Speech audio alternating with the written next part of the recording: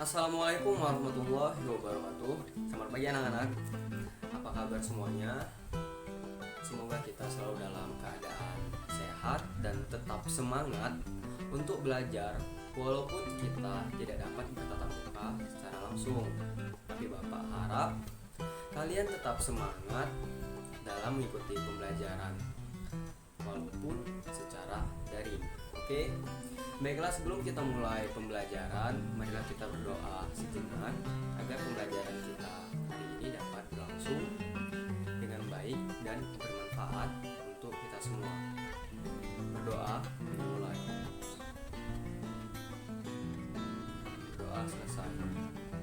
Oke, kemudian kita absen terlebih dahulu sebelum mulai pelajaran ya. Coba anak-anak lihat teman-teman di sebelah bangku kalian. Apakah ada yang tidak hadir? Jika ada yang tidak hadir, anak-anak dapat memberitahukan kepada Bapak di akhir pembelajaran nanti. Oke, terima kasih. Materi kita pada pertemuan kali ini adalah relasi dan fungsi. Nah, sebelum Bapak menjelaskan materi secara detail, apakah ada anak-anak dapat menjelaskan secara singkat apa itu relasi dan fungsi? Baiklah, sebelum Bapak masuk ke pembahasan, Bapak akan memberitahukan tujuan pembelajaran pada pertemuan kita kali ini, yaitu materi relasi dan fungsi. Nah, yang pertama, memiliki sikap kemampuan bekerja sama, sikap toleransi, dan disiplin dalam memahami konsep serta macam-macam dari relasi dan fungsi. Nah, yang kedua, kita dapat menunjukkan kemampuan menjelaskan kembali konsep relasi dan fungsi. Yang ketiga, kita dapat menunjukkan kemampuan menjelaskan kembali konsep daerah asal dan daerah hasil. Nah, yang kelima, menunjukkan kemampuan menjelaskan kembali sifat-sifat fungsi. Bapak akan menjelaskan materi kita kali ini ialah relasi dan fungsi. Apakah anak-anak ada yang mengetahui apa itu relasi? Nah, relasi adalah suatu aturan yang memasangkan anggota himpunan satu ke himpunan lain. Sekali lagi Bapak ulang. Relasi adalah suatu aturan yang memasangkan anggota himpunan satu ke himpunan lain.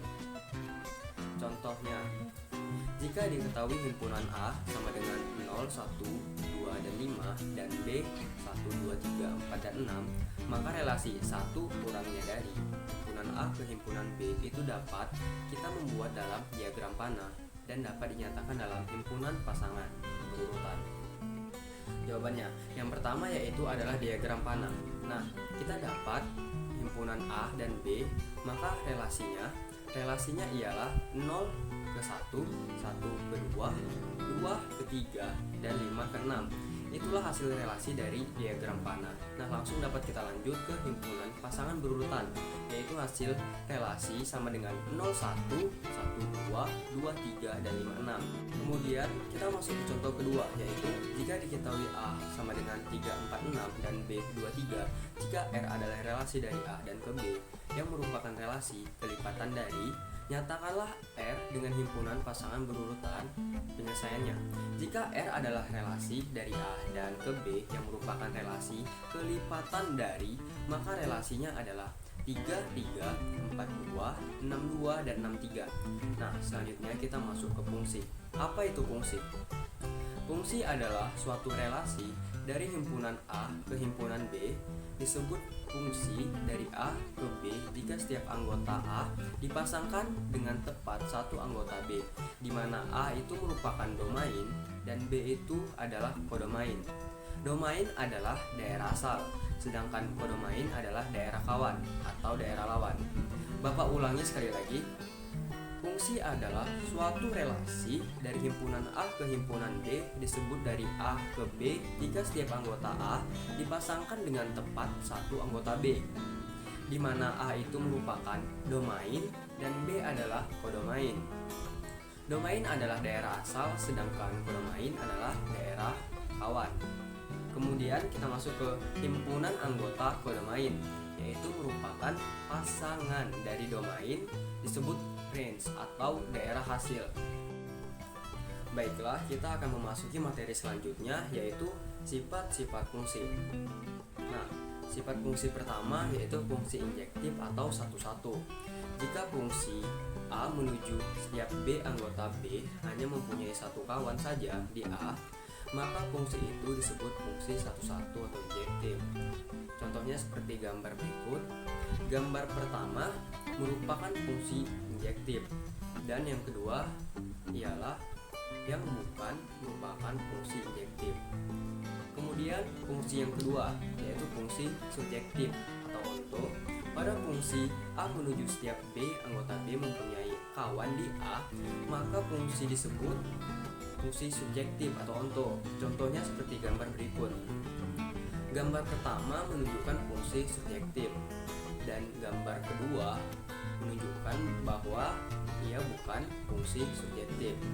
Nah, yang ketiga atau yang terakhir yaitu fungsi injektif atau korespondensi satu-satu. Suatu fungsi yang bersifat injektif sekaligus subjektif disebut fungsi bijektif atau korespondensi satu. Contohnya seperti gambar berikut. Gambar pertama merupakan fungsi bijektif, dan yang gambar kedua merupakan yang bukan fungsi bijektif. Itulah pemaparan pertemuan kita pada pembelajaran kali ini mengenai materi, fungsi, dan relasi. Semoga anak-anak dapat memahami materi yang sudah Bapak jelaskan tadi. Kemudian, untuk mengakhiri pertemuan kita pada materi ini, Bapak akan memberikan tugas individual yaitu lembar kegiatan siswa atau LKS sebanyak 4 soal dan dikumpul minggu depan. Sekianlah pembelajaran kita kali ini.